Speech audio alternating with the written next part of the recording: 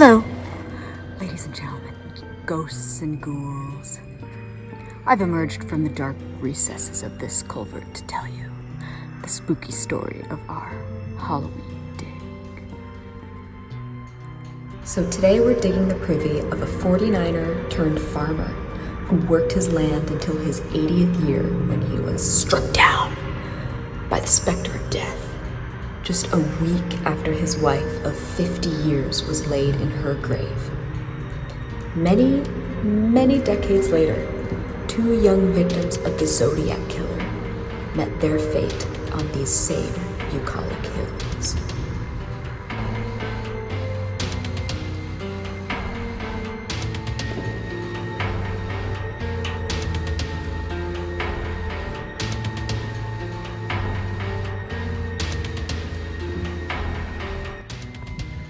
Okay, we're headed to a very mysterious and haunted location here. They're about to build a big housing subdivision, and we're gonna see what we can find before they screw up the soil with these giant earth movers. And what makes this area really crazy and creepy, besides that there was an 1870s farmhouse in this location, is one more aspect. This is one of the places where the Zodiac Killer was stalking and killing people and leaving his victims. And we're gonna try to not be in this location digging after dark. You got that right. There is no way I'm out here after dark. No way. Okay, There's Rain no Man. way, no. So Hammy here has some personal experience with the Zodiac Killer. And go. Yeah. Unfortunately, when I was about 8 years old, the first Zodiac killing took place about a half mile from where we're standing right now. And just coincidentally, the one of the victims lived on the next street over from me. And believe me, my brother and I, we were scared to go out after dark after that happened. Jeez, that's what it was like. That was a little too close to home. And those serial killers weren't really like a common thing back then. No, that was kind he of was like the first one. Yeah. And then his second kill happened about a mile and a half from here at a park. And fortunately, one of the victims survived on that shooting. But here at this first site, neither one of them survived. It was really sad. It's definitely a creepy area. Everyone I know from the area, they still avoid this area at night. And that's been 55 years later. The sound of the shovel going through the weeds. It almost sounds like a blade slicing through. Through you! It's actually to let the rattlesnakes know we're coming. Yeah. So they skedaddle before we True. get there. This is rattlesnake country, and it's rattlesnake time of the year. Yep. Okay, we're just gonna verify the location here. Oh, that's the rocky cap. They dumped some rocks into this thing. We did feel glass below it when we originally found this. So yeah, we're gonna crack on into it, as it were. Outhouse again was right here, one of them, for an 1870s farmhouse that sat right over there. Okay, I think we have our first piece of glass. Oh no. Oh man, that's pretty exciting. Oh, that's a Western spice or a Western cathedral pepper sauce. Yep, from the 1870s, right? Yeah. Whoa. Wow. That's inspirational. Man. I like that. I see a bulge. Oh, I just squeaked, man, and look at this. Look at it's a top. It's a top sticking up. Is that soda popular? No, it looks like maybe like an Ayers Oh. or something, like a top. Wow, patent med. Patent medicine. Nice. It's at the wrong angle though for survival if you're digging with a shovel. I'm really lucky I didn't just take that top right off, finding it like that. Whew. Wow. Okay, I'm gonna Pico time. Yeah, I'm gonna get that thing out of there. If I can. Pico Rivera. Yeah. Yeah, this tool. It's a good one. You need 2 hands. You're right. See you in 10 minutes. Oh, it moved a little bit. And then it just came out like that. Stupid. It's your fault, Hammy. You're like, I think that's going to be whole. Looks like a hood sarsaparilla.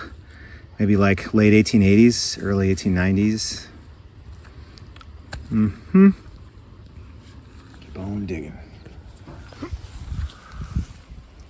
It's either a Hoods or an Ayers. I think it's too thick to be an Ayers. I think it's a Hoods. It doesn't look like the back panel's sunken though. It's flat. It's just you haven't gotten to it yet. Maybe, you don't have enough of it. Yeah. Okay. No more bulge. Conan the Barbarian. The origin story.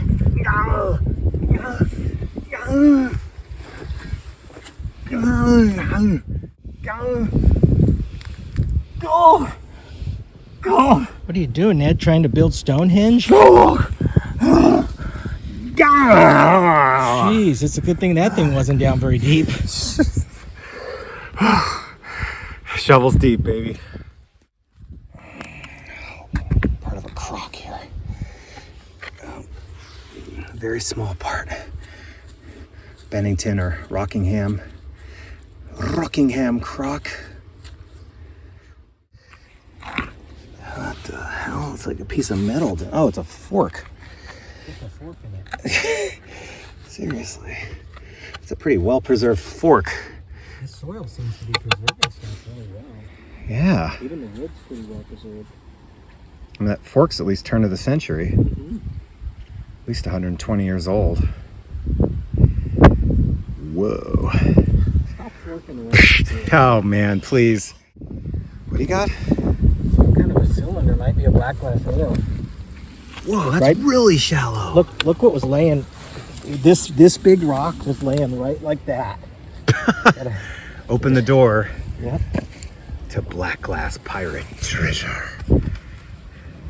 That is like blackish looking, huh? It doesn't look like a turn of the century bottle. No, and that cathedral pepper sauce was right here next to it. Yeah. So let's hope. Oh yeah, there's another piece right there. The theme, the age theme. Oh, there's a spice right there.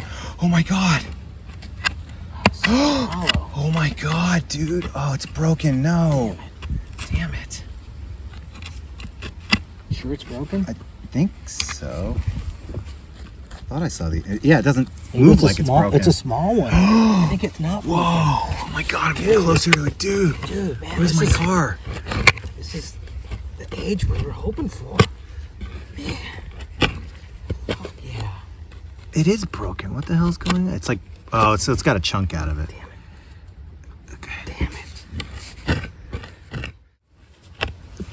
Yeah, it's broken and it looks green, which Where's makes it broken sense. at?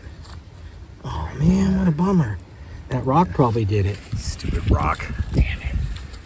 Lime green. Yeah, of course. Damn it. Oh my god, it's green. Maybe this other bottle is not broken. No, who cares about that other bottle? Ugh, son of... That's so lame, man. We got hosed. All right. Back in the game. I'm okay. I'm gonna be okay. No, I'm not. I'm not gonna be okay. That's 70s. Still the age, though. That's the age we're looking for. Too bad they busted these with rocks that they were throwing in. Stupid. Yeah, that big Lame flat rock. rock was right. Yeah. Good adrenaline rush, though. Thanks, Hammy. At least it confirms the age. Yeah, totally. Got more evidence here coming out. Got a lamp chimney, and it's a really early style, 1870s style at least. So more evidence that this hole is actually the pioneer age of this farmhouse that was here. So 100 years later, the Zodiac Killer was doing his thing right here above this hole. The privy pit we're digging belonged to a man named William, who was born in 1832 and grew up on a farm in the English countryside. In 1847, William took a ship to America and worked on a farm in upstate New York until news of a great gold discovery in California came to him. This may be my one chance to escape the life of being a simple farmer and to become wildly rich, William thought. And so, in 1852, he set sail once again. This time going around Cape Horn, South America, stopping for supplies in Valparaiso, Chile, and making his way through the Golden Gate, stopping briefly in San Francisco before boarding a steamboat and traveling through the Delta and up the Sacramento River, getting off in Sacramento City and then trudging up the bumpy roads to the foothills of Gold Country. After a few years of placer mining, his feet freezing in a stream while his head baked in the sun, sleeping on the dirt floor of his tent, using his shoes as a pillow, and eating hard biscuits and spoiled rations for breakfast, William decided the miner's life wasn't for him, and that he could probably make way more money growing food, which was desperately needed at the time to feed all the hungry miners, rather than being a miner himself. And so he came down from the foothills and became a farmer once again. He fell in love with a woman named Eliza, marrying her in 1860, and eventually establishing a large farm at the site we're at right now. After a youth of trying to escape his true calling, William finally accepted it. He was a farmer. He had a family, was financially secure, and spent the next half a century in this place until Eliza passed away in the winter of 1911. Unable to accept the loss of the love of his life, William followed Eliza to the grave in January of 1912. I wish I could say the story was over. But just as love can fill a place, so can evil. In this same place, on a black, cold night, 55 years later, two teenagers parked their car for a makeout session. But they weren't alone. A man lurking in the dark came up to the car and fired multiple bullets at the young couple, killing them both. This man was the Zodiac Killer, a serial killer who stalked the remote countryside and cities of Northern California in the late 1960s and early 1970s, committing grisly murders and sending bizarre letters to the public brimming with threats, demented demands, and mysterious ciphers teasing of his identity. He was never caught and could still be alive and lurking out there somewhere. Oh, I heard something. Yeah, I heard a squeak. Yeah, almost like something under it.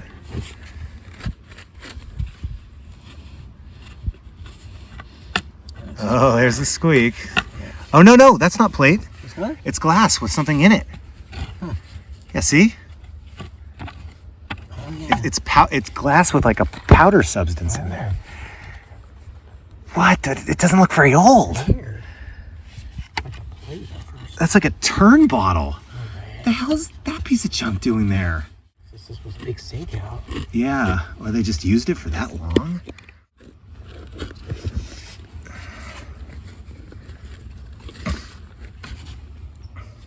That's funky fresh. Yeah. What is that dumb? It's like a dumb ketchup or something. That's like 1910. Hell? Best Foods or something? What the hell? What? SB8. Oh, Dr. Oh, Dr. But that's like Hartman. That's like 90s term. that's after the 90s one, a clear one. Peruna tonic. That's what was in those. What's that? Oh, Perune, like a Peruna, Peruna. like it's a laxative. I don't know what it was. cares? Peruna, which was advertised to kill coughs and colds, was so popular in the late 19th and early 20th centuries that people were naming their babies after it. During the Spanish flu epidemic, it was advertised to cure the deadly influenza. And then during Prohibition, since the product contained almost 30% alcohol, people used it to get drunk. No wonder these bottles are so common. Dude. Finding that old shit. I think somebody dug here. Or they dipped this thing. Yeah. I think this privy's been disturbed by past... I'm not seeing anything new like ABD though. I know. That's really weird. Oh, you got a cobalt bottle. In the clean stuff. Good the guy's going really slow, huh? Yeah. That's what you're good at. That's what she said. Oh, it's a Wakely's. Whoa, Wakely's. So there's a woman living here. A woman who wanted some arsenic face bleach.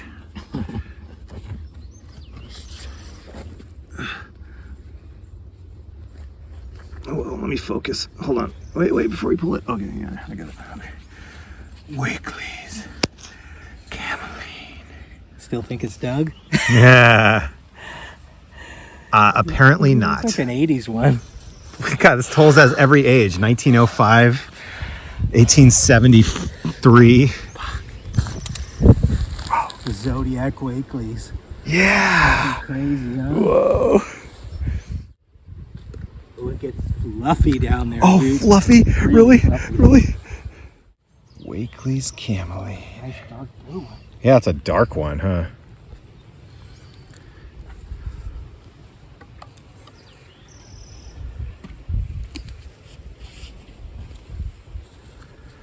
Get some of that dirt off there. Get the shape. San Francisco arsenic face bleach product for beautification of the skin. Or so they thought. So Wakely's Cameline was a really popular product in the Old West because the elements were harsh, the sun was beaten down, and women wanted to look their whitest because that was the popular fashion in the Victorian period.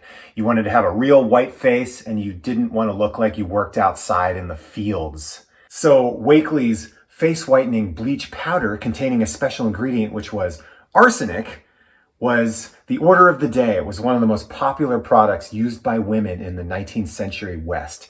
And I'm going to show you a couple examples of this bottle.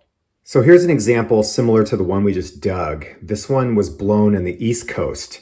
This product became really popular, and H.P. Wakely, who was in San Francisco, had to contract Eastern glass houses just to be able to blow a ton of bottles here. He came to San Francisco in the gold rush, but he stayed and manufactured his products for a long time. He was an apothecary originally. And this one dates to probably about 1890. So that's the typical one that you see. These also come in amber. By the turn of the century, they were making them in that color. This one has some really cool stain on it though, some patina. But that's the standard tooled top one.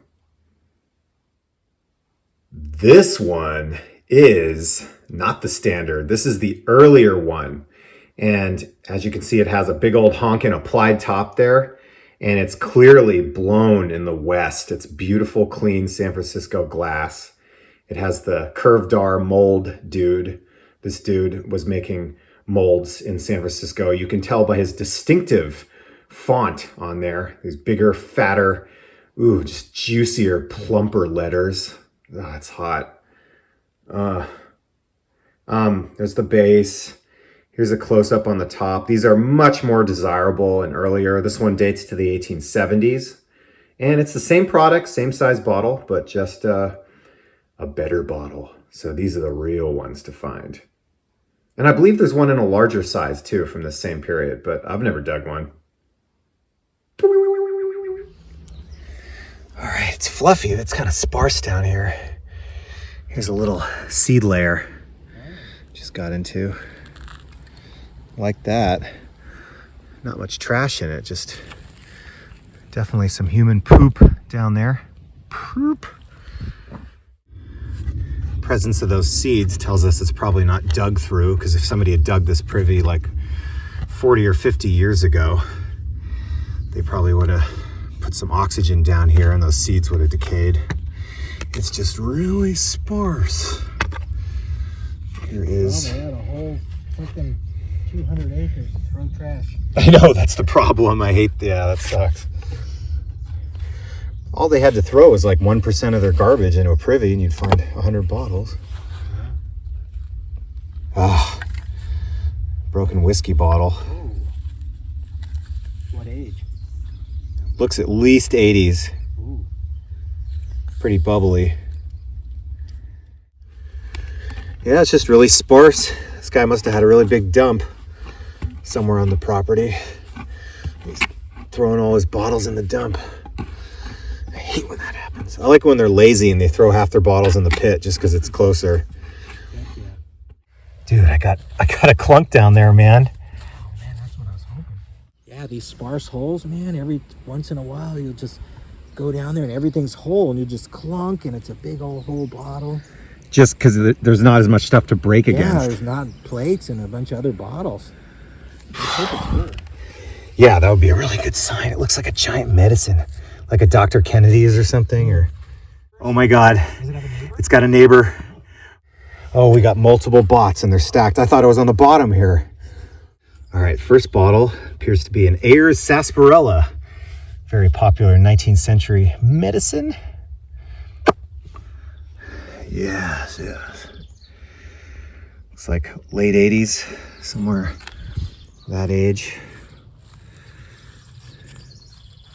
Ayers and compound extract Sarsaparilla. of sarsaparilla. What would you say on this one, Hammy? Maybe like late 80s? They tooled these things early. They started tooling them early. This thing could be even a little earlier, like mid 80s even. Or Okay, even early 80s.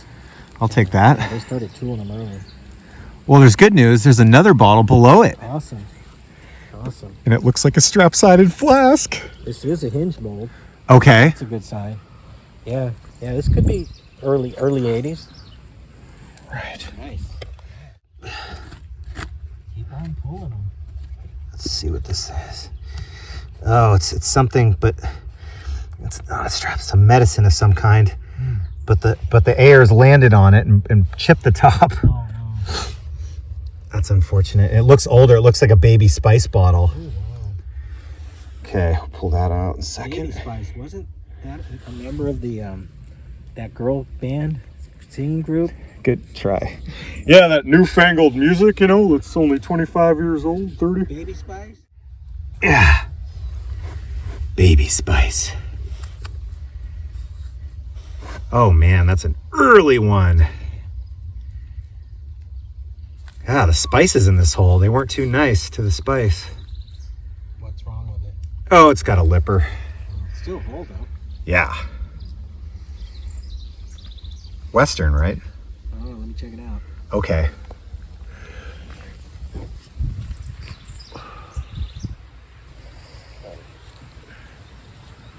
I don't know. That one might not be Western. Oh, okay. Yeah. It's got that rounded top. Yeah, it does have a rounded top, but the base is kind of different. No Ghirardelli. Yeah, I know. I checked. Good age, though. Real good age. Yeah. Keep them coming. The weird thing about this pit is that there are different ages of bottles buried at different levels. There's even newer stuff buried deeper than older stuff. This could be because the pit was dug up and disturbed at some unknown point in history, or it could have been used for a very long time and sat open for people to continually throw trash into different parts of the hole at different time periods. A normal pit has trash that becomes newer in ascending order as you get higher in the pit, because they kept filling it in over the years, starting at the bottom. So, just getting done here. It's kind of sparse down there. We didn't find anything else after that bot pocket. It's really strange, just mixture of age. You got everything from turn of the century stuff to 80s, 1880s to 1870s, all mixed in.